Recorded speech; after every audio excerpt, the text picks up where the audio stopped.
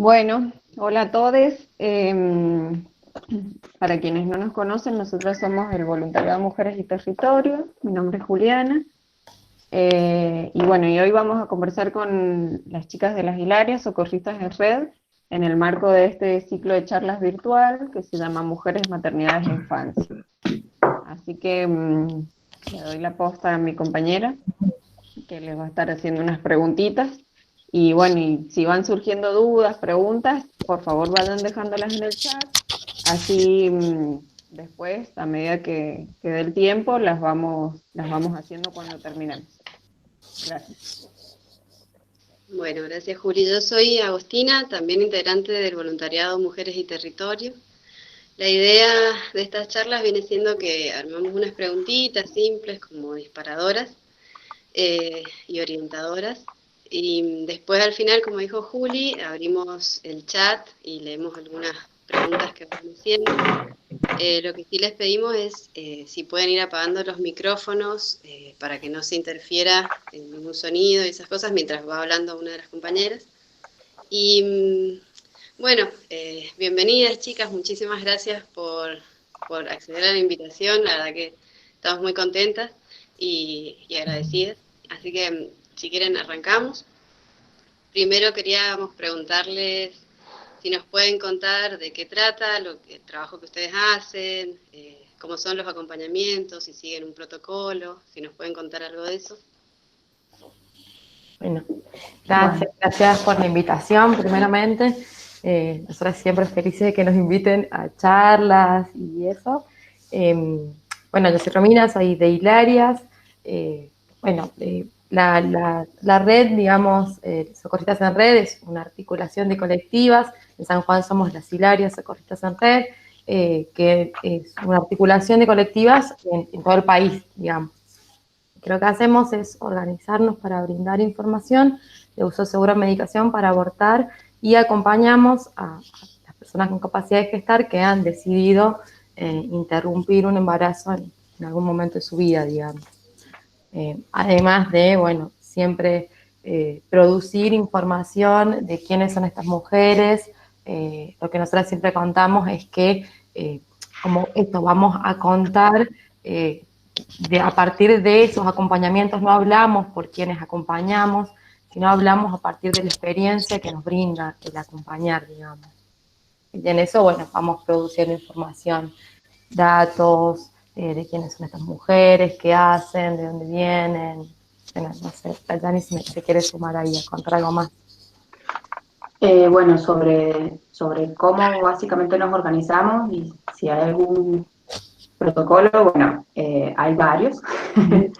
Básicamente, yo creo que la fortaleza, para empezar, también aclarar que Las Hilarias es una organización que está en la provincia de San Juan desde el 2014. Sí. En el 2014 comenzamos a mitad de año y bueno, ese año fue un año en el que empezamos a conocer cómo era ser socorristas en un territorio como el sanjuanino, que siempre caracterizamos como un poco, no sé, reacio a nuestras demandas. Cosa que después podemos problematizar porque eso también creo que hay que ponerlo en cuestión, digamos, a esas grandes generalidades que hacemos las feministas muchas veces y para no caer en lo que criticamos, me refiero a hegemonizar una sociedad que en realidad es diversa y en donde hay, por otro lado, hoy muchos apoyos. Entonces, bueno, hago esa aclaración. Pero sí, en ese primer año hubo como, nada, miedos comunes a decir, nosotros acompañamos a quienes deciden abortar. El miedo está atravesado básicamente por la figura penal que recae sobre quienes deciden abortar voluntariamente y todas las consecuencias que eso desencadena. Pero bueno, luego empezamos a hacer público el número, sobre todo, que es la línea pública que mantenemos desde ese momento hasta la actualidad, que es a donde las mujeres se pueden contactar y de hecho es el primer contacto que tienen las mujeres y otras personas que quieran abortar en San Juan para hacerlo acompañadas por las Hilarias. Se comunican a esta línea que, bueno, digo que es pública porque está difundida en todas nuestras redes, y bueno, gran parte de la estrategia de ese momento estuvo en difundir el número y que salga del círculo de las militancias feministas, no sé, del círculo quizás de la militancia estudiantil en el que nos movíamos, y que llegue a más personas en un contexto en el que no existían ni existen aún políticas públicas de acceso a abortos seguros. Esto en esos momentos, y bueno, las organizaciones o la dinámica ha ido cambiando, pero nuestras formas organizativas básicamente están dadas por la llamada a esa línea pública, que es el primer contacto. En ese momento se organiza un taller, o se acuerda con las personas que llaman, un taller presencial, en donde, presencial, en condiciones, vamos a decir, normales. Claro. En este momento son talleres en vivo, pero telefónicos, virtuales o del modo en que se pueda realizar. Pero bueno, durante todo este tiempo anterior sí eran talleres presenciales con esas personas en donde compartíamos información sobre todo que compilamos en un folleto muy didáctico, pedagógico y explicativo, y breve, sin información sobre cómo abortar con medicamentos de forma segura, con información que sacamos de Organización Mundial de la Salud, de los protocolos de atención en abortos de la Organización Mundial de la Salud, que son los mismos protocolos que toma el Ministerio de Salud de la Nación Argentina. Bueno, ponemos a circular esa información y acompañamos y ayudamos a planificar a las personas a quienes acompañamos el momento del aborto. Digamos, que sea un lugar lo más como óptimo posible para llevar a cabo ese procedimiento. Si quieren después, no sé, hablamos de eso, pero esa es básicamente también la idea del taller. Y en ese taller también lo que hacemos es llenar un registro, nosotros le llamamos protocola, que es como una breve encuesta en donde vamos registrando esta información que comparten estas personas con nosotras sobre distintos aspectos de su vida, aspectos educativos, económicos, antecedentes gineco-obstétricos, si tienen embarazos previos a término o no, si tienen hijos, si tuvieron, no sé, otros abortos.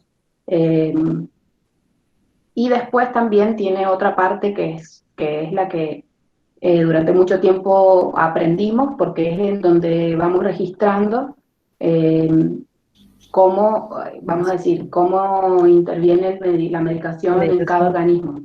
¿Por qué? Porque está la parte del taller, en donde circulamos esta información y demás, y luego está la parte del proceso de aborto propiamente dicho, que es cuando ellas se administran la medicación y se provoca la interrupción del embarazo, y ese momento nosotros lo acompañamos telefónicamente.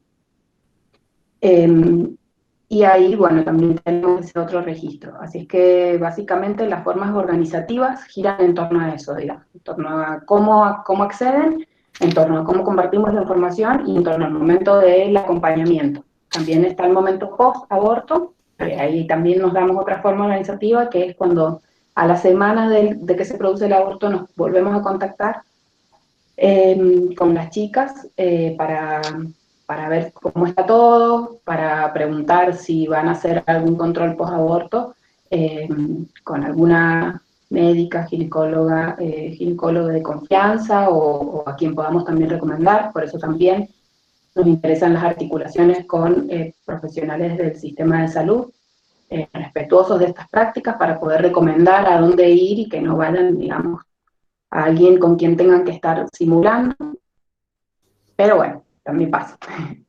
No sé qué más, Romy, sobre esta forma. No, no, más que porque está muy bien detallada, pero sí eso, que los talleres informativos que nosotros siempre, digamos, cuando una mujer llama a la línea, siempre les decimos que es importante y tiene que ver con esto, con cómo se planifica, y con esto que también nosotros nos ha servido, que vos decís que vamos aprendiendo y que vamos a seguir aprendiendo de cómo son los procesos de acompañamiento, cómo funciona la medicación, No, bueno, eso, que tiene que ver con eso, con una puesta en común y de romper, desdramatizar un montón de prácticas que tienen una significación por ahí más social, más histórica, más construida, que a veces no es lo que cuando hablamos con las mujeres, que la otra vez hablábamos como el poder de la palabra, el ponerle voz a algo que va a pasar, en momentos en que quizás a nadie más se les pueda contar, en el que una mujer quizás piensa va a atravesar sola, y poder ponerlo con una voz, con una cara, sentir que estás acompañada, porque también tiene que ver con la decisión política de acompañar y politizar los cuidados y de pensar cómo queremos que sean estos abortos, que también, digamos, acompañamos amorosamente, afectiva y afectadamente.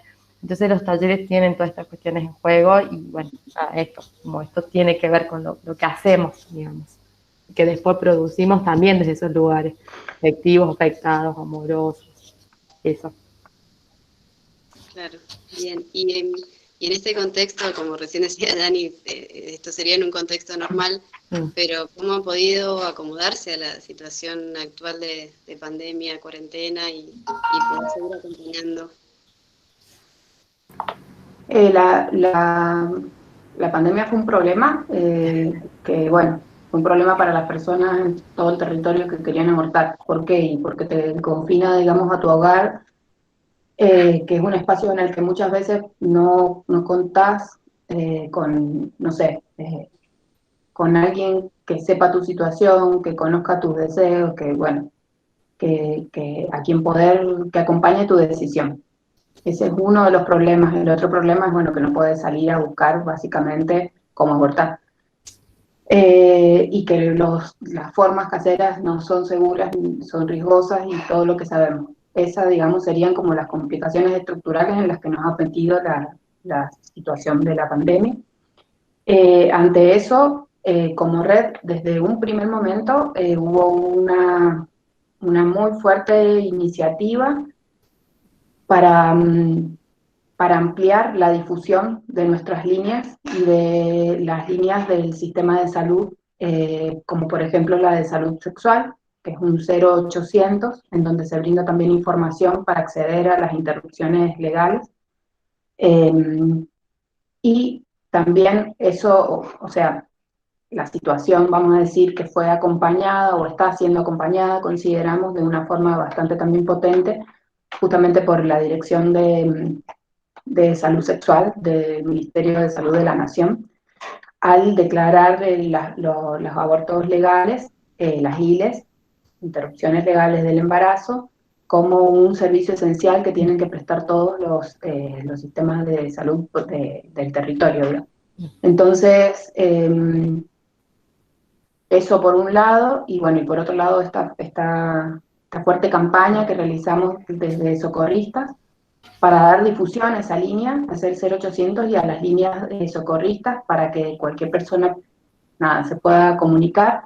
Durante lo que llevamos de la pandemia, la acción en redes ha sido la estrategia y la herramienta que más nos hemos dado para, nada, para ampliar los alcances del acceso y bueno, para seguir insistiendo en que esta organización está presente en este momento, digamos, y que por ahí las estrategias han sido cambiantes y son como muy particulares a cada territorio, porque bueno, las condiciones son distintas en San Juan que lo que son, no sé, en Salta, que lo que son en Córdoba, que en San Luis, por no irnos tan lejos. Entonces, bueno, cada una va generando distintas formas también para acceder a esas a prácticas seguras. Básicamente, eso ha sido como mucho trabajo. O sea, ¿a qué me refiero? A que en las primeras semanas y largos, y bueno, y aún ahora, requiere organizarnos diariamente, básicamente, o no sé, o cuando mucho, semanalmente, siempre ir ajustando alguna forma para, por ejemplo, ahora, y bueno, estamos como en pleno pensar nuevas estrategias, por ejemplo, para que las personas del departamento de Caucete principalmente, y si esto sigue de otros más, no, nada, no se vean impedidas de abortar si es lo que deciden, por las restricciones. No sé si alguna quiere comentar algo más. No sé tampoco si respondí la pregunta. Sí, La sí. Ine. Ahí ella puedo Ahí me activar la el veo con Ahí ganas. la Ine, la Ine. Sí, nada, que yo quería comentar relacionando un poco las dificultades que hemos tenido durante la pandemia y como relacionando con lo que hablamos anteriormente de los protocolos de atención, digamos, de comunicación y demás, que también una de las cosas problemáticas, digamos, que ha traído esta situación de pandemia, porque los talleres los hemos estado resolviendo de manera individual, por videollamadas y demás, es que lamentablemente le quita esta dimensión política y social que tiene, al no poder hacer los talleres grupales, que son una instancia de socialización y de compartir sentires y saberes y problematizar y politizar, porque en los talleres también es la ocasión para eso, para decir, el aborto no es una experiencia individual y solamente particular de una persona en un solo momento. Entonces eso también es como una cosa que ha traído un poco de negativo, digamos, ¿no? Sin embargo, lo hemos estado pudiendo resolver y todo, pero por lo menos sentimos que trae esa parte que sería muy interesante, que es muy enriquecedora, no solamente para nosotros, sino sobre todo, creo, también como para las instancias de discusión, ¿no? Me parece que eso también es importante como estos espacios de socialización y demás. Bien, me imagino que la creatividad debe haber sido fundamental en este momento para lidiar con todo esto. Y Sí. que van a salir nuevos conocimientos para seguir. No digo para una próxima Sí. pandemia, ojalá que no haya, pero para seguir al menos. Bueno, nosotras como feministas de otros espacios, o para decirle también otros espacios que no sé si estarán participando en este momento, pero para los que vean después el video, ¿cómo podemos colaborar, apoyar, además de derivar al número que tienen? Bueno, ¿cómo podemos ayudar?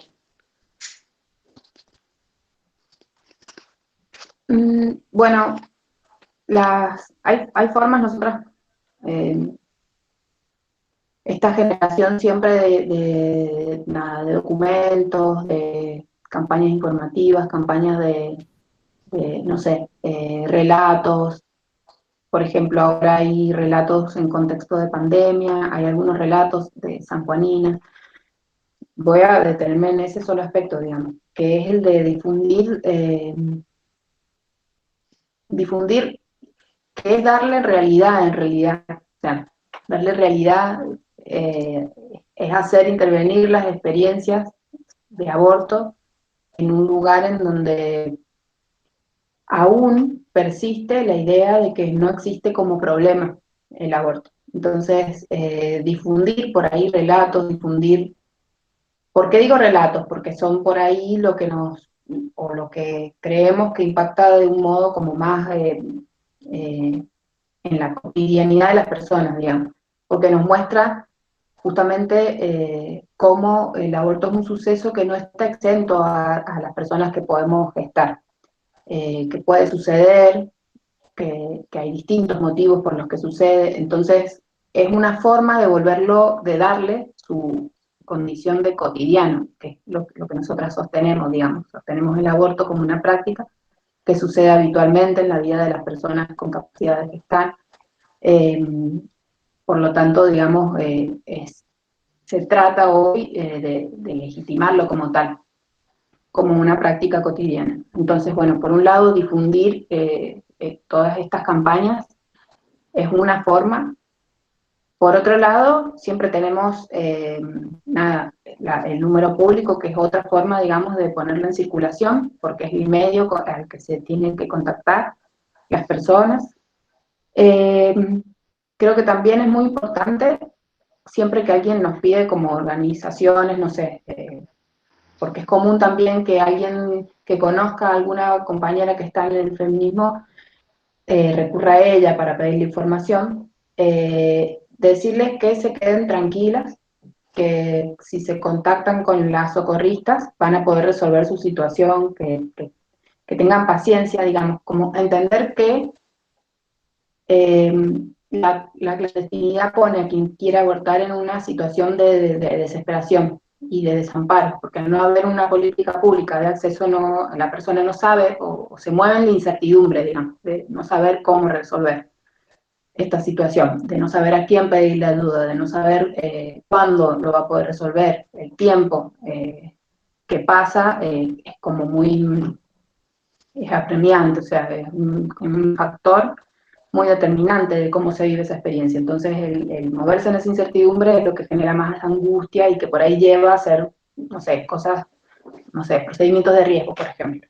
Entonces, eso, decir, mira, comunícate y quédate tranquila que vas a poder resolver tu situación, creo que también es una forma como muy sencilla de pasar el dato con un mensaje claro y que baje esa ansiedad y esa angustia de ese momento de la búsqueda de cómo abortar. Y bueno, y después tenemos campañas también para colaborar económicamente, porque nosotras somos, nada, feministas que activamos de forma voluntaria en el socorrismo y que por ahí esto nos toma muchas horas de la semana, no sé, bastantes, digamos, en reuniones, en acompañar y demás, y, por ejemplo, en sostener la línea pública, en ampliar las horas de atención de nuestra línea pública. Entonces, bueno, son formas también de colaborar, no solamente con la organización, sino, bueno, también para que poder seguir acompañando. Bien, bueno, clarísimo. Y eh, nos pueden contar, ya que comentaste ahí, bueno, de las campañas también para colaborar monetariamente, pero sé que están haciendo otro tipo de campañas. Vi una, la última, Las niñas no son madres. No sé si nos quieren contar cómo surge, de qué trata. Romy, ¿querés? A ver. Uy, si no, Empiezo yo me un pones poquito, duda. si quieren. Bueno, Las niñas no son madre, en realidad es una campaña que empezamos en noviembre del 2019 con una serie de muraleadas, digamos, desde Socorristas en Red, todas las colectivas que la integramos. En nuestro caso hicimos un mural en la biblioteca Alfonsín Storni de Rawson, así se llama, así, sí. Y bueno, eso fue como, de hecho, el día que como presentamos el mural, si bien fue un trabajo bastante largo, hubieron colaboraciones ahí para hacerlas, no recuerdo los nombres de las personas, perdón, pero la Ine sé que sí, Cine, Flor se llamaba, bueno, muy, gente muy piola. Camila la pintora, Ajá. una de las chicas que nos ayudó con la pintura, y no me acuerdo su apellido, y tampoco me acuerdo el nombre del otro chico que también pintó. Así que es malísimo mi dato. Bueno, es que sí, fue como largo, fue el año pasado, y bueno, de ahí convocamos a estar en la muraleada, hubieron, bueno, las niñas del barrio ahí y hijes de compañeros que colaboraron ahí con la pintada. Esa fue en un primer momento, digamos, la campaña Niñas No Madres, y hace unas semanas, como relanzamos la campaña, en realidad que estaba compuesta primeramente por una serie de contenidos audiovisuales, bueno, videos, spots, contando, que en realidad viene a dar cuenta también de los acompañamientos de niñas que llevamos a cabo las socorristas. Ahí, Yani, si querés vos aportar datos, nuestra aportadora de datos es la Yani.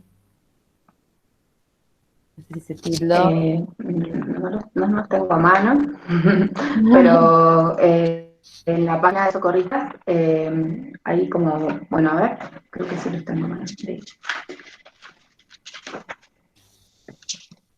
Sí, bueno, ahí como decía la Romy, tengo el micrófono. Sí. la campaña surge a partir de, bueno, de problematizar. Bueno, el registro nos aporta esto, datos. Los datos que nos dicen, bueno, los abortos suceden en distintas edades. ¿Qué pasa con esta franja que es de menor de 19 años y que son adolescentes y niñas, digamos? ¿Qué pasa primero? ¿Cómo se llega al aborto en esas circunstancias? Al aborto, perdón, a un embarazo no deseado. Y ahí hay que prestar atención a varias cosas, digamos, que hacen en general al consentimiento o al abuso. O sea, si hay consentimiento o no. Sobre todo para quienes tienen menos de 13 años.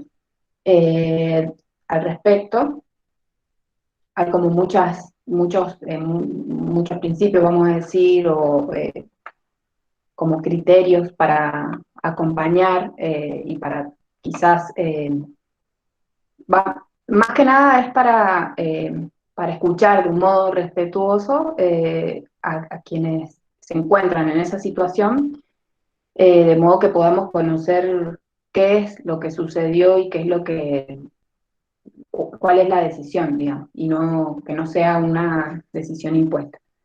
El problema básicamente era que del total de acompañamientos que veníamos realizando, que realizamos en el 2019, el 15% fueron a menores de 19 años. Y que no es menor la cifra.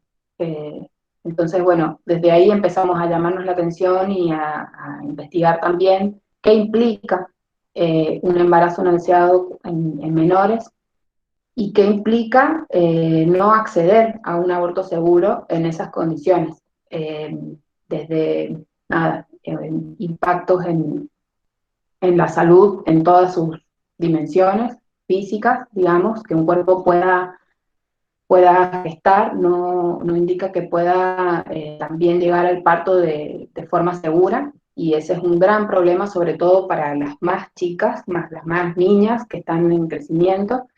Por otro lado, implica un corte o un impacto muy grande en sus proyectos o en sus trayectorias de vida, que entre otras, para decirlo de algún modo, se ve interrumpida su escolaridad, bueno, sus condiciones físicas también, sus relaciones interpersonales, su posición en la comunidad. Pasas de ser alguien que, nada, que se dedica, qué sé yo, quizás a aprender, a crecer, a jugar, a alguien que se tiene que dedicar a maternal, digamos, cuando no está garantizado el acceso a prácticas de aborto seguro, me refiero.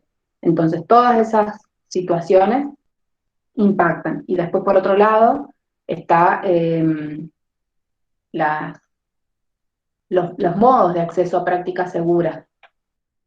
Socorristas siempre ponemos en dimensión que nuestros acompañamientos son solamente una fracción de todos los abortos que suceden a nivel nacional. Y por lo tanto, ¿por qué digo esto? Porque hay, bueno, uno de los estudios que es más citado en todos los ámbitos acerca de cuántos abortos se estima que se producen en la Argentina es el de Mario y Pantelides, que se hizo hace más de 10 años, en el 2006, que fue encargado por el Ministerio de Salud de la Nación en ese entonces, y que estima que se hacen aproximadamente entre 400.000 y 500.000 abortos al año, ¿sí? Se calcula que no se ha distanciado mucho de esas cifras porque como no ha habido grandes cambios poblacionales. ¿Qué quiere decir esto? Que si nosotras hacemos o acompañamos a 8.000 mujeres al año y otras personas con capacidad de gestar, es solamente una porción de toda esa cantidad. ¿Qué pasa con todas las mujeres y niñas que no se contactan con socorristas y que quieren interrumpir su embarazo? ¿Cómo son tratadas? ¿Acceden o no acceden? ¿O se ven obligadas a una maternidad forzosa? Bueno, todo eso nos llevó a pensar en esta campaña.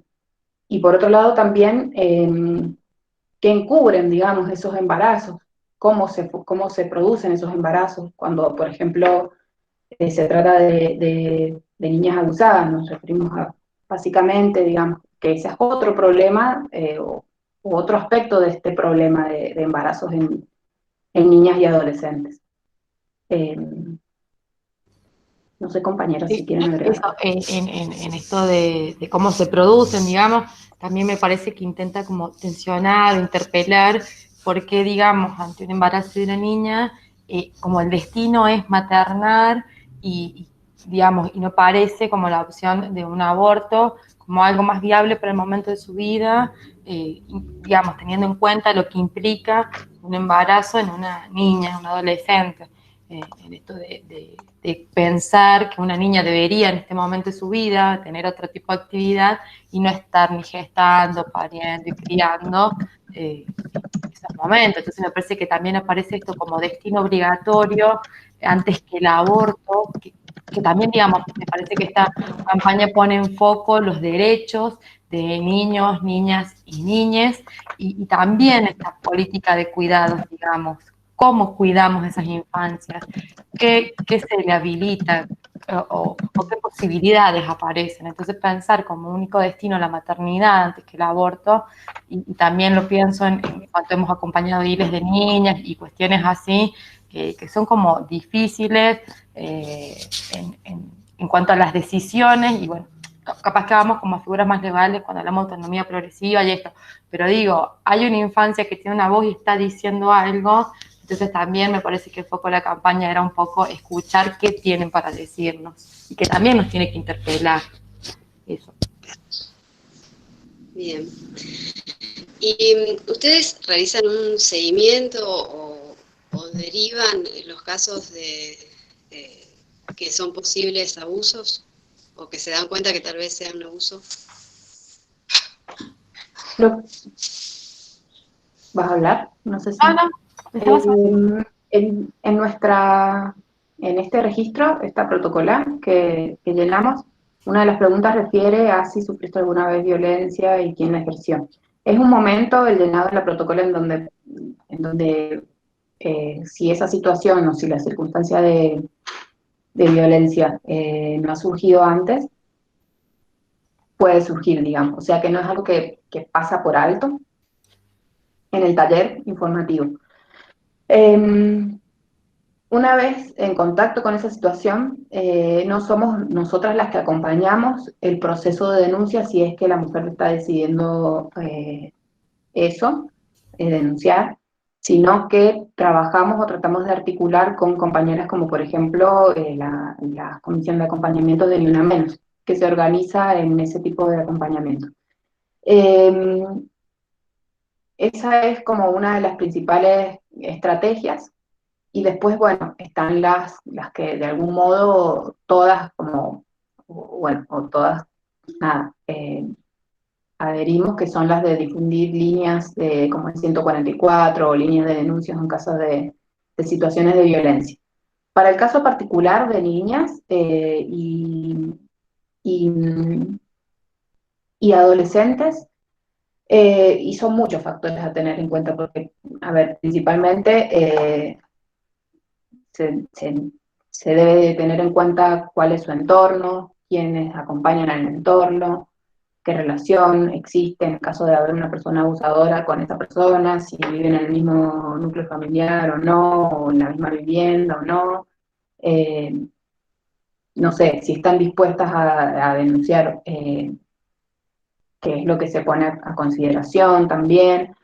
Y por otro lado, por ejemplo, situaciones que han sido o derivadas del sistema de salud o acompañadas en conjunto con el sistema de salud, también son muchas las pautas de cuidado porque hay gran exposición cuando son niñas, justamente por esto que dice la Romy.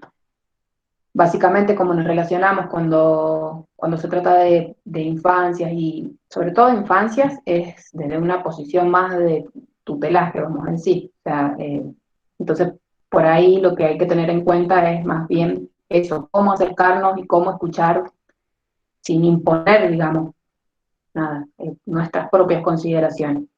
Pero bueno, básicamente es eso, es tratar de articular principalmente con las compañeras de Ni Una Menos y después siempre están los organismos estatales que trabajan en el asunto, que de algún modo también las compañeras de Ni Una Menos trabajan, o bueno, no sé si hay alguna que directamente no quiera contar, pero por ahí es necesario eso, acompañar esos procesos. Bien, no sé si querían No sé si agregar la algo Vane más. quiere decir algo. ¿No? No.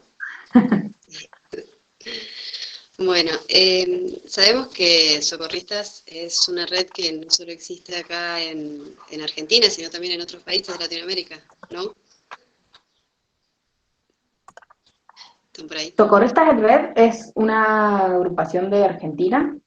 Ah, bien. El nombre Socorristas es tomado, digamos, como dicen las compañeras de la red, en clave genealógica de agrupaciones que en los 60 y 70 hacían acompañamientos, como son Soccorso Rosa de Italia, un grupo también de Italia, después Jane en Estados Unidos y el movimiento MLAC, MLAC de Francia, eh, que bueno, son experiencias de personas que se organizaban también para acompañar a quienes deciden abortar. En el caso de MLAC hay una peli tipo documental que se llama Ella tiene los ojos bien abiertos, que hasta hace un tiempo estaba en YouTube, por si alguien lo quiere ver. Es muy interesante porque lo que hacen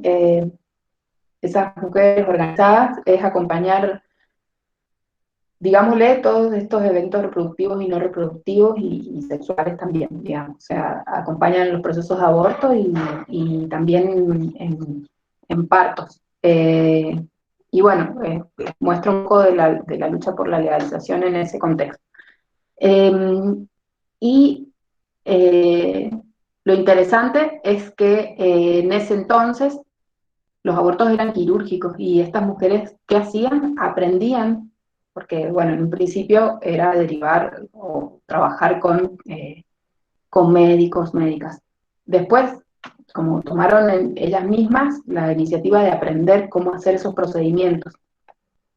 En los 80 el misoprostol produce, digamos, no sé, una revolución en esta práctica de aborto. ¿Por qué? Porque las investigaciones hablan de que en Brasil mujeres, de un modo como muy doméstico en el sentido más político de la palabra,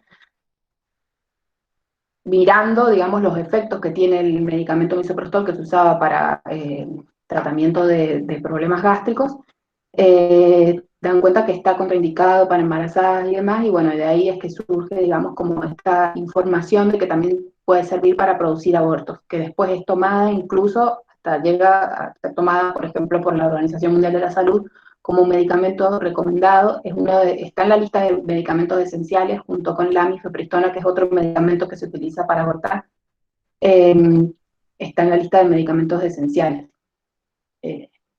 Bueno, nos falta llegar para allá. La cosa es que digo esto porque no es menor el impacto del misoprostol en las prácticas de aborto y en las prácticas organizativas de quienes acompañamos abortos, porque de repente, por ejemplo, Socorristas en Red, que surge como un grupo que también, que inicialmente en algunas provincias, como es Neuquén, en donde está la colectiva feminista La Revuelta, de pasar datos de médicos que hacían intervenciones, pasan ellas mismas a pasar el dato del medicamento. Otra experiencia es la de Lesbianas y Feministas por el Derecho al Aborto, que es un grupo de Argentina que también genera información y habilita una línea telefónica que informa sobre cómo abortar con medicamentos. Son las primeras experiencias que dan cuenta de una información muy valiosa para la vida de quienes podemos gestar, digamos, porque verdaderamente genera un impacto. De repente el aborto puede ser practicado en tu casa o en el espacio en que vos creas más, no sé, más cómodo o el que tengas disponible y de una forma más como autogestiva. Y nosotras propiciamos que sea también de una forma cuidada, digamos, en eso es en lo que nos comprometemos las socorristas, en el cuidado de esas prácticas de aborto.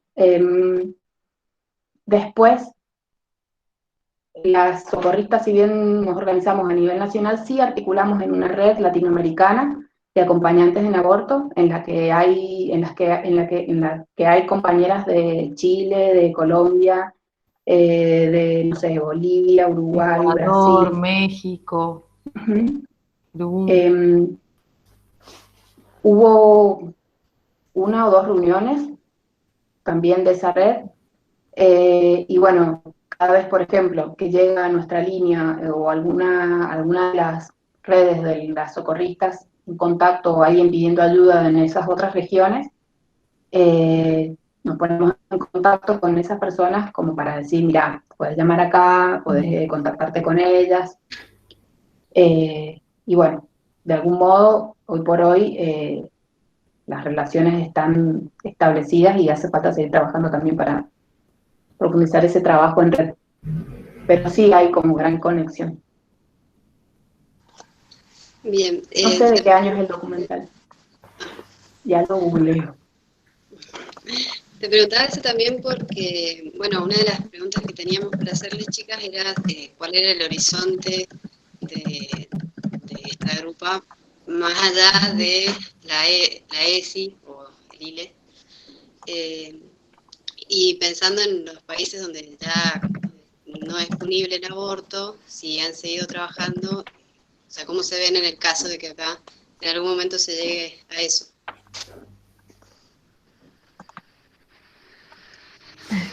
Tengo muchas cosas para decir al respecto.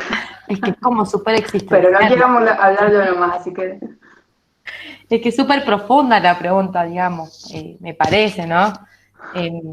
Como en el ya digo, como en la inmediatez, por ahí, lo que yo pienso, digamos, es que todo el tiempo nos encontramos pensando en lo que está por venir, ¿no?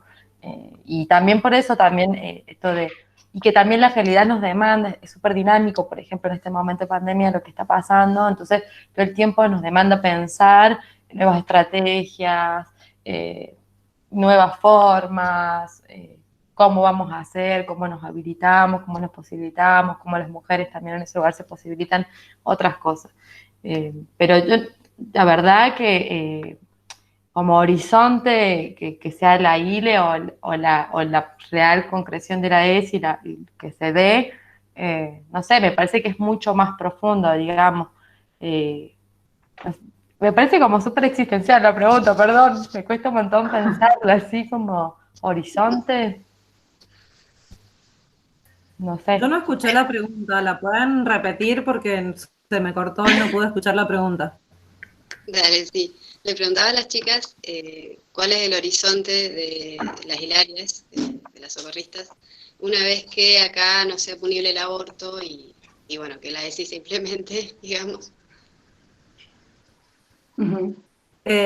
Yo creo que va por un lado también de, por ejemplo, el tema de los acompañamientos, brindar la información segura y acompañar a las mujeres que deciden las mujeres y las personas con capacidad de gestar y embarazarse, que quieran abortar, porque muchas veces por más que sea legal, que lo permita, que se pueda comprar en farmacias y todo lo que va, bla, bla, bla, bla, las condiciones sociales particulares y domésticas por ahí no cambian tan rápido. Entonces creo que más de una vez nos vamos a encontrar con mujeres que están absolutamente solas y que no tienen con quién hablarlo, por ejemplo, o que no tienen acceso a la información y un montón de circunstancias más, que creo que también es necesaria nuestros acompañamientos y nuestras construcciones, incluso entre nosotras mismas también, ¿no?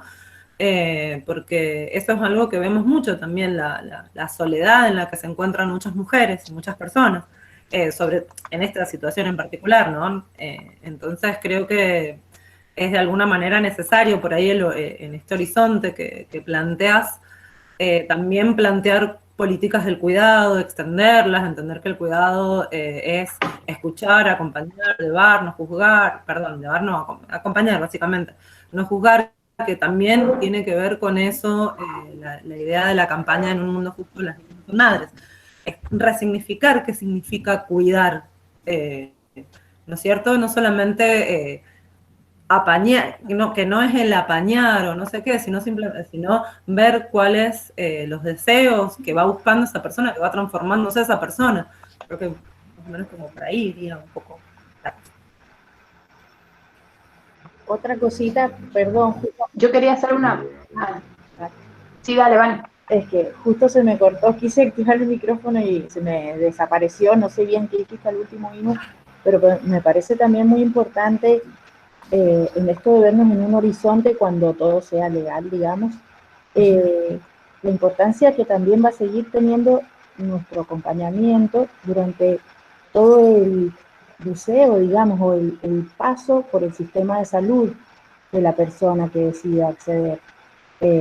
Eso también va a seguir siendo una forma muy importante de acompañar, porque el hecho de que sea legal, como ya dijo la Inu o la Dani, no quiere decir que todo el sistema de un día para el otro va a cambiar su cabeza obstructora por una cabeza amigable y respetuosa. Entonces es muy importante ese acompañamiento para por un lado ayudarla a la persona a sostenerse entera en esta serie de maltratos a la cual a lo mejor va a estar expuesta, y por otro lado también para ayudar a cambiar estas barreras, a bajar estas barreras del sistema de salud. Eso. Yo quería hacer un aporte, si puedo. Que nuestras últimas declaraciones plenarias de la red de socorristas, o sea, me refiero a nivel nacional, hablan de, o están sumamente también movilizadas por lo que fue el debate de la ley de interrupción voluntaria del embarazo de 2018, y hablan de luchar por el aborto legal, seguro y gratuito en el camino de que sea libre y feminista, digamos. Nuestro horizonte básicamente es ese, libre y feminista. ¿Qué significa? Bueno, tiene mucho que ver con esto que han dicho las chicas, con que sea cuidado, con que no sea en una situación de desamparo, con que el acceso sea respetuoso, con que la persona que quiere interrumpir pueda decidir en qué circunstancias hacerlo, con quién estar acompañada. Y a mí en este sentido me gusta también, o no sé, últimamente me pregunto mucho, es en el cómo va a ser ese camino hacia el aborto libre y luego hacia un aborto, perdón, hacia el aborto legal, seguro y gratuito y luego hacia un aborto libre, digamos. ¿Por qué? Porque, bueno, lo que venimos estudiando es siempre el aborto pensado como un problema de salud. Y si algo estamos empecinadas en hacer las socorristas es en aportarle otras dimensiones, o no aportarle, digamos, sino en visibilizar sus otras dimensiones. ¿A qué me refiero? Al aborto como un problema cotidiano, al aborto como un problema social, al aborto como un problema de justicia, y no solamente como una cuestión de salud, digamos, sino que atañe a la vida e incluso al placer, al deseo de la persona que quiere interrumpir su embarazo. El problema es mucho más profundo porque también pone en cuestión la legislación actual y probablemente a la que se tiende, que es una legislación que está centrada en los médicos, ¿sí? Y eso tiene consecuencias que son de algún modo problemáticas.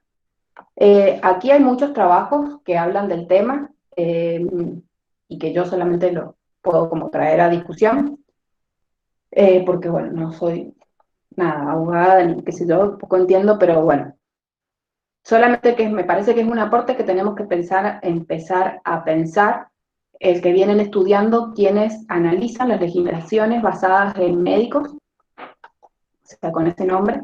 Puedo citar a dos abogadas que en este momento están trabajando el tema, que una es Paola Vergallo y Agustina Ramón Michel, por si después quieren buscar sus trabajos. Me parece que son muy interesantes para quienes estamos en el feminismo y quienes ponemos o levantamos o reivindicamos, digamos, el derecho a abortar de las personas que podemos gestar. para también pensar cómo construimos nuestra demanda, digamos.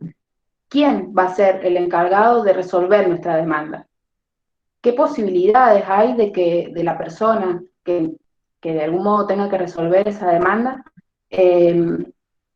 termine obstruyéndola, incluso con el aborto legal? Porque, bueno, en el modelo actual o vigente, la persona médica es quien de algún modo garantiza, pero también obstruye. O sea, tiene como es quien tiene que determinar que las causales son, o si las causales son válidas. Todo ese poder tiene, digamos. O sea, quitado el sistema judicial del medio, que es lo que sucedía mayormente, porque no quiere decir que no pueda suceder ahora aún. Antes del fallo FAL del 2012, un fallo que determina que no se requiere una autorización judicial para acceder a un aborto legal según el Código Penal vigente. Entonces, quitada esa obstrucción, que era la de los jueces, aún queda la palabra del médico, que es quien tiene que ver si se cumplen las causales o quien tiene que, digamos, garantizar que se cuide, digamos, lo que dice el Código Penal, digamos. Entonces tiene ese doble error.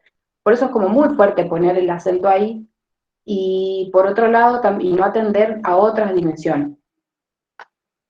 Yo últimamente estaba pensando eso, justamente, y pensaba, ¿cuál es el problema? Por ejemplo, son pensamientos, quiero decirlo, digamos, es son como para discutir ideas en construcción. ¿Qué problema tendríamos con una persona que aborta más de una vez? Si la medicación no está limitada a tiempos, o no hay hasta el momento ningún estudio que diga que no se puede abortar tantas veces lo requiera la persona. Físicamente digo que no tiene ningún problema para la salud. ¿Cuál es el problema que tenemos con que alguien interrumpa su embarazo más de una vez? Eso por un lado. Después, hay un medicamento que está ahí circulando también en el chat, que es la mifepristona. La mifepristona lo que hace es, o sea, está creada, digamos, para el tratamiento de abortos. No está producida en Argentina, justamente, bueno, porque no es legal, porque la construcción de la legalidad basada en el Código Penal es aún muy lenta, se va avanzando, pero nada, recién estamos produciendo misoprostol a nivel nacional, recién este año. Entonces, bueno, suponemos que va a demorar un poco más. Pero bueno, ya Bolivia empezó con ese proceso de incorporar la mifepristona bueno, en su lista también de medicamentos, así es que no es algo imposible. Y bueno, forma parte cada vez más de los reclamos del feminismo. ¿Qué es la mifepristona? En las primeras semanas de gestación podría tener, digamos, otros usos, como ayudar, incluso apenas yo detecto que tengo un embarazo y que no deseo continuar con ese embarazo, usar medicaciones menos obstructivas, como este medicamento. No sé, me gustaría también eso, que empecemos a pensar qué pasa o quién pondría ese límite de cuántas veces yo puedo decidir abortar. ¿Quién sería quien decida sobre esas decisiones, digamos, de las personas? ¿Y qué problema habría? ¿Por qué estoy pensando esto? Porque digo, ¿qué problema habría si yo de repente puedo, en vez de comprar, no sé, capaz que estoy...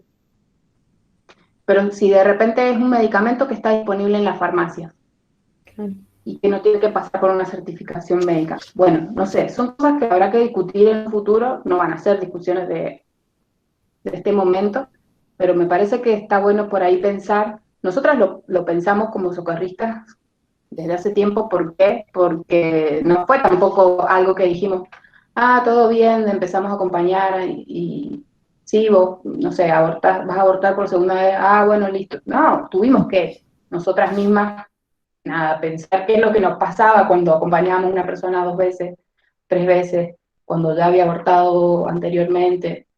No son cosas que nos pasan por alto, sino que, bueno, Y en esas vías de pensarnos, es que, nada, largo esto. Después digo, uy, esto se está grabando. Sí, yo también todo el tiempo.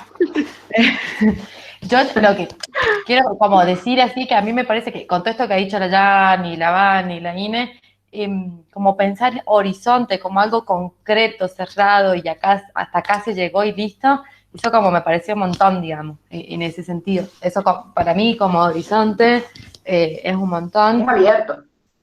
Claro, esto, como no hay algo que es la meta por llegar, sino que de hecho hay todo por construir o deconstruir o significar, ¿no? Esto de pensar la práctica de abortar como una cotidianidad, que es algo que nos va a pasar a quienes tenemos la capacidad de gestar, y construirlos desde otros lugares, un poco también lo que decía la INE, esto de cuando yo resuelvo algo, si esto va a resolver otros aspectos de mi vida o qué va a pasar, digamos, qué va pasando en el ahí. Y también me parece, retomando lo que decía la Vane, un poco de cuántas leyes tenemos, que eso no significa que garanticen derechos. Entonces también ahí, y hace mucho tiempo, con el Ni Una Menos, con los 8M, digamos, para atrás hay antecedentes de luchas que han logrado de alguna manera o han conquistado que leyes que, digo, el aborto no punible es de 1921 y que, sin embargo, por ejemplo, hoy nos encontramos en San Juan sin tener un protocolo ILE. Entonces, hay ciertas cuestiones que son luchas y también acá pensar los equipos de salud, la importancia que tiene, y digo, en cuanto a red profesional por el derecho a decidir, que las socorristas a veces también formamos, en muchas provincias formamos partes de esas redes, de ir construyéndonos otros mundos posibles, de construir equipos o formar partes de equipos que sean respetuosos, que puedan escuchar qué quiere decir una mujer y tener un Estado que hoy está, si bien produciendo medicación, qué pasa con las provincias, qué pasa con las legislaciones, en el caso de San Juan que tenemos una prohibición de venta de medicación, entonces, por eso digo, como pensar un horizonte por llegar, cuando hay todo por construir, a mí en lo personal me parece difícil, ¿no? Como hay tanto por tensionar, tanto por hacer acá, que pensar, bueno, ¿es la ILE o es la IBE la que no? No, porque de hecho, digo, siempre nos pensamos, me acuerdo el año pasado en el debate, si la IBE era, digamos, si salía, nosotros estábamos pensando, bueno, ¿qué va a pasar con esas mujeres que quedan por fuera del sistema? Que de hecho también pasa en Uruguay. Nunca dijimos, ya está. No, seguimos pensando cómo acompañamos hoy en pandemia y hasta ayer y hasta hoy, seguramente hasta mañana, y así seguimos pensando cómo nos gestionamos poder acompañar, ¿no? Entonces me parece que teniendo todos los marcos legales, aún así seguimos ahí como peleándola para que algo que está realmente se garantice y en el medio aparecen un montón de obstrucciones, ¿no? Eso. Era relax. Hay otra. Sí, y creo que también es importante lo que decía la Dani, el tema de construir, o sea, bueno, que lo hemos dicho todas un poco, ¿no? Pero me parece como importante resaltar eso, como las leyes solas no hacen el entramado social, sino que necesariamente justamente lo necesario de estas situaciones que se viene pasando, viene sucediendo de manera masiva desde el 2018, el tema de discutir y reconstruir y deconstruir y desarmar y volver a armar los valores, las significaciones, los simbolismos sociales y eso cómo afecta al entramado de las relaciones sociales, ¿no? Entonces, por eso también es importante que se consiga la IBE y a partir de eso seguir discutiendo más cosas, como por ejemplo, Sí. ¿cuántas veces más voy a abortar? ¿Cuántas veces más voy a dejar que el sistema de salud me diga qué hormonas tomar y no tomar, por ejemplo? Bueno, y de ahí en más, ¿no? Pero sí es importante, me parece como re importante como valor social y político, pararnos en los lugares donde queremos ver las múltiples formas de vida que hay y discutir cómo atañen esas cosas también, ¿no? La discusión colectiva sí, es siempre necesaria y presente. Sí, sí, ni hablar. Bueno, chicas, yo ya no quería hacerle más preguntas, pero si quieren podemos leer las que están en el chat, o no sé si ustedes quieren agregar algo antes. ¿Las leo? Bueno, María Ruiz pregunta cómo puede hacer para unirse a la red de socorristas.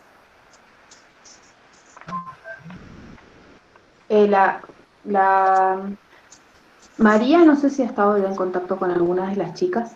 Nosotras lo que hacemos, bueno, también en condiciones normales, es hacer como un proceso de acompañamiento a quienes se quieren sumar. Como se trata de una militancia, nada, como que nos acerca mucho entre nosotras.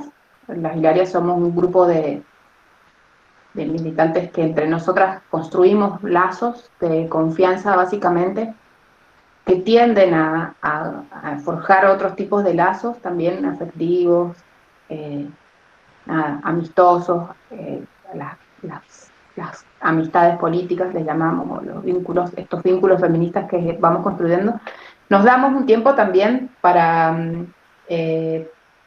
para acompañar a quienes se quieren sumar, cosa de que también, digamos, no es que de un día al otro nos sumamos a alguien también al grupo, sino que, bueno, nos damos ese tiempo para construir esa confianza principalmente y demás. A partir de, no sé, reuniones en donde vamos comentando cuáles son los sentidos políticos que le imprimimos al socorrismo, a nuestra práctica, en los que vamos también compartiendo todas las definiciones que se dan en el socorrismo a nivel nacional, y que no es un proceso tampoco tan lento, porque bueno, no sé, hay discusiones o cosas como muy minuciosas, o no sé, el hecho de que nombremos algo así, no de otra forma, que tiene un trasfondo de debates y demás, que está bueno también compartir y poder poner en circulación. Después las acompañamos también en los momentos en que se suman a presenciar talleres. Y por último, digamos, y siempre como respetando también cuando la persona se siente con confianza, es cuando comienzan a acompañar. Como para contar más o menos ese proceso. Y sí, no sé si, yo creo que María, no sé si está entre las chicas que se han contactado o no, pero bueno, podemos en todo caso después hablarnos o pasarnos teléfonos para seguir en contacto. Lo que sí se nos ha complicado ahora son las reuniones, así es que estamos tratando hay algunas chicas que se están ahora como en proceso de sumarse también, y bueno, las reuniones también se han visto medio complicadas, así es que bueno, veremos si se pueden hacer virtuales, porque nosotras también necesitamos ser más. Así que bienvenidas. Sí, ahí María dijo que sí se había contactado con ustedes. Bueno, Juliana tiene dos preguntas. Dice que le gustaría saber cómo hacen para lidiar con la ilegalidad del aborto frente a la comunicación por las redes. Hay una comisión dentro de la red de socorristas que trabaja en las redes, justamente. En primer lugar, no hay mucho con qué lidiar. Nosotras nos amparamos en el derecho constitucional a brindar y a recibir información que es pública, que circula en documentos públicos del Estado, incluso como el protocolo de interrupción legal del embarazo, como en los protocolos de la Organización Mundial de la Salud. Y lo que hacemos es, nosotras no imponemos decisiones a nadie, simplemente acompañamos a personas que han decidido abortar para que lo hagan de una forma segura, sabiendo que sin ese acompañamiento probablemente se intenten otros procedimientos que pueden poner en riesgo a quienes abortan. Eso como por un lado, y bueno, y por otro lado, más que la ilegalidad, lo que por ahí es un factor siempre a tener en cuenta son las acciones de grupos como contrarios al aborto, obstructores, antiderechos, que le llamamos. Es más que nada eso, que por ahí, no sé, de repente se dan cuenta, ay, hay una campaña de las socorristas o de este grupo, qué sé yo, y es como que se ponen a modo trolls de peña, ¿sí? Y tratamos como de eso, de contrarrestar esas acciones, porque hay compañeras que están muy atentas a los grupos, a qué pasa, a cómo se difunde, si hay de repente una acción como gran, no sé, Tratamos también de trabajar en esas prevenciones y de darnos formas también de cuidado, pero no es algo que, o sea, la comunicación por redes es lo que permanentemente estamos potenciando, sobre todo en la cuarentena, que es como un medio, es como el medio más accesible a nosotras y a las personas, digamos, las redes. ¿Cómo se puede ayudar? Bueno, más o menos ya lo respondimos a Sí, eso. ¿Cómo se puede nosotros. ayudar a la red? Y creo que también la que sigue, porque pregunta Agus si el misoprostol es la única droga que se administra para abortar o es la más conocida efectiva. Ceci, que contesta lo de mifepristona, perdón, es la doctora que estuvo con nosotros en la charla anterior, hablando de salud menstrual, sexual y reproductiva. Pero bueno, creo que eso Sí, sería. la conocemos así, sí. Buenísimo. Sí, es la Bien, más conocida el misoprostol porque, bueno, es la que circula desde hace un tiempo.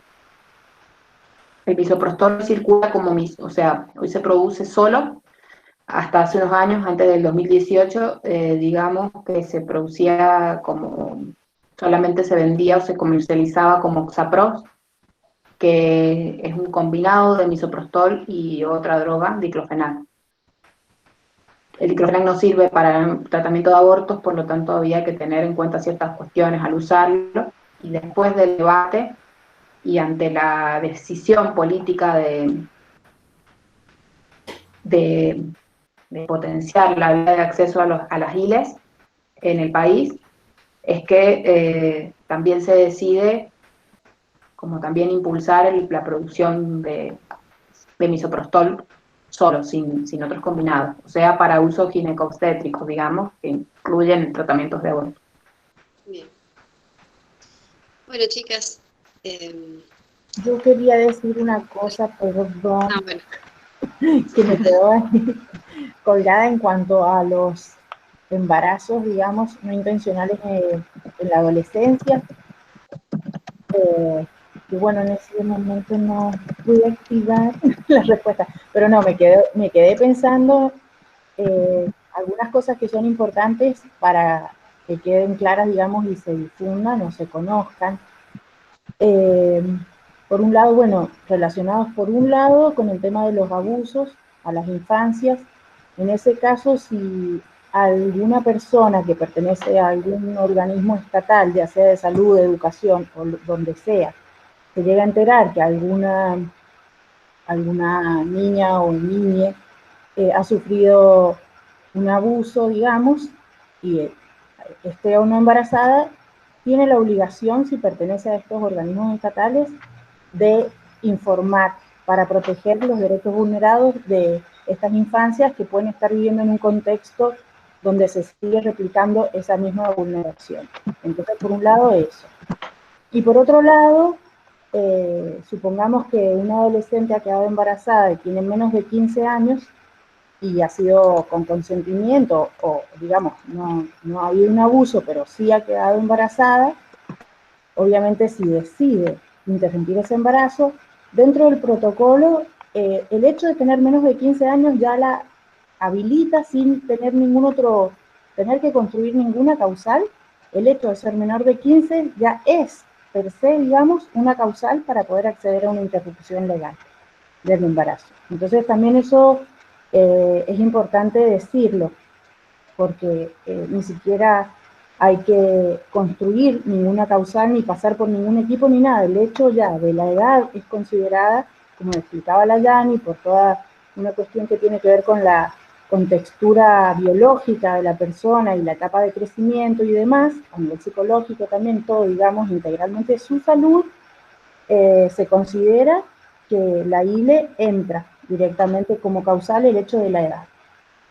Eso me parecía también que está bueno aportar. buenísimo. Muchas gracias.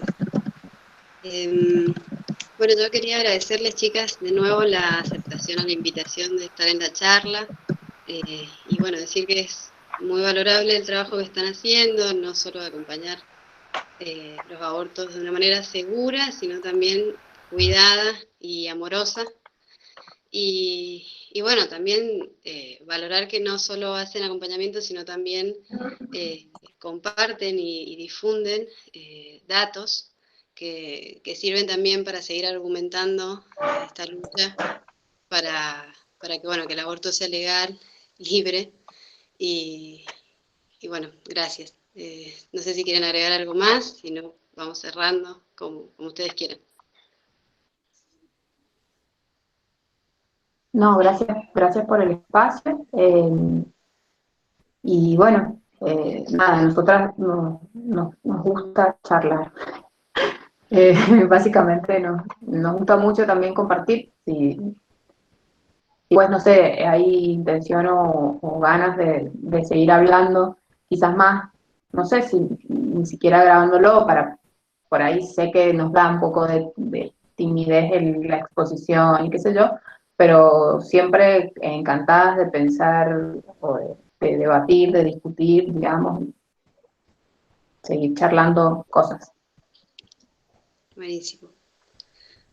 Bueno, vamos cerrando. Juli, no sé si querés ayudarme acá a cerrar. No sé si anda por ahí. Acá estoy. No sé si querés Ay, no sé qué aportar algo pasó. más. Cualquiera. ¿Qué?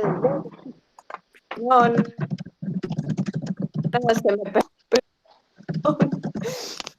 Se me salió la llamada, no sé qué toqué. Bueno, no, igual nada, no tengo mucho más que agregar para una práctica y una militancia como tan jugada, tan necesaria y que exige tanto cuerpo de sí. Así que nada más que agradecerles por estar, por aceptar la invitación y compartir todo esto que es tanto. Así que muchas gracias, chicas. Gracias. Bueno, muchísimas gracias, chicas. Lo vamos a estar Gracias a subiendo, ustedes, chicas. lo vamos a estar Gracias a subiendo a ustedes. YouTube y ahí compartimos para que divulguemos más. Buenísimo que ahí estés poniendo, Jani, el link. Y bueno, les están diciendo muchas gracias. Y si quieren leer ahí. Juliana pregunta sobre el tema de la exposición. No entiendo la pregunta. No entiendo qué es lo que querés preguntar. Si querés abrir el micrófono y explicar, Juliana.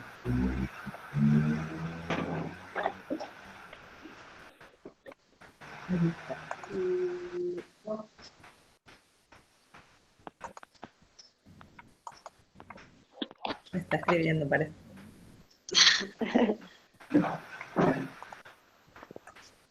Me refiero a que ustedes, como forman parte de la red, si alguna vez tuvieron problemas en su vida personal. Eso. No, que recordemos. No. Algunas compañeras en un principio sí, me acuerdo de una compañera que en los comienzos, en una de las marchas, con los carteles nuestros, sí se difundió mucho su imagen, terminó siendo como muy insultada en las redes, y eso por ahí sí fue un bajón.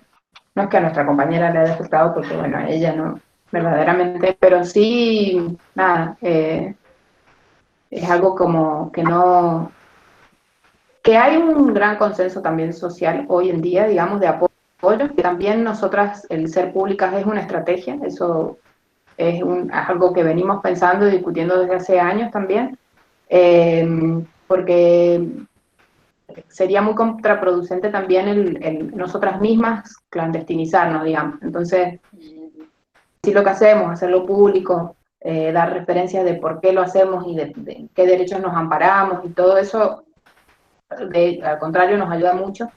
Y bueno, quienes son odiadores lo serán siempre, qué sé yo. Pero bueno, nosotras no creemos que lo que hacemos también es justamente legítimo, trabajamos sobre ello, investigamos sobre ello, estudiamos y nada, no es algo que ocultemos, al menos quienes hoy estamos en las áreas no nos sucede.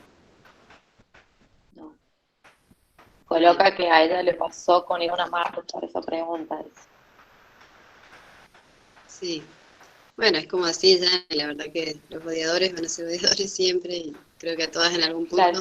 nos ha pasado de tener que lidiar con eso por ser feministas, básicamente. Sí, de quienes con Exactamente. quienes no se puede, ya está. Tampoco vamos a hacer Claro. trabajos extra.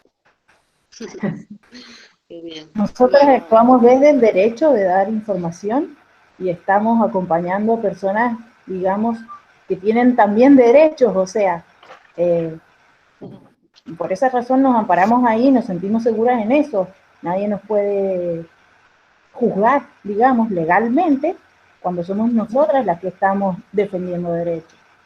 Es decir, claro, claro, claro. Sí, que me parece que hay como una doble cuestión por esta, como esta cuestión de como término personal, cuánto puede afectar que alguien que va a estar posicionado de otros lugares, bueno, digamos, también a esto de los odiadores, siempre nosotros odiadores, y simplemente va a insultos, de los agravios, y de eso hay un montón, digo, en ese sentido a cada vida le da, pero después lo que hacemos, sin afectarse, la verdad que no, como en nuestras vidas personales, objetivas, y que también tiene que ver con las construcciones de redes de cuidado que tenemos como construir junto a las y a los compañeros de la colectiva y disciplinaria, ¿no? De todo el tiempo pensar de sacar para afuera y no como ir para atrás, planificando algo que en realidad no creemos que deba ser de este modo. Deportes en la y cotidiana. por otro lado, perdón, ¿Cómo? por otro lado Y también el aparte hecho parte de de... cotidiana. Ay, Robin, te escucho entrecortada y no sé si seguías hablando. Se superponía. No, lo que quiero decir que el hecho de visibilizarnos entre todas las les feminismes, digamos, es como que nos potencia, porque el hecho de saber, mira, ella y está ahí, o sea, también eso como que genera, qué sé yo, dejar todos esos fantasmas de que la exposición te va a causar algún problema en tu vida, porque te das cuenta que esa compañera es visible, ella también, y es como que la fuerza se potencia entre todas, así que está bueno. Anímense. Buenísimo. Bueno, chicas, muchísimas gracias de nuevo. La verdad que nos encantó la charla, salió re linda y bueno, la próxima es el sábado, perdón, el miércoles que viene, el horario a confirmar y ya vamos a sacar los flyers. Bueno, nos vemos. Gracias. Bueno, gracias. Estén bien. Gracias a todas. Chao, chao. Chau, chau. Chao, chao.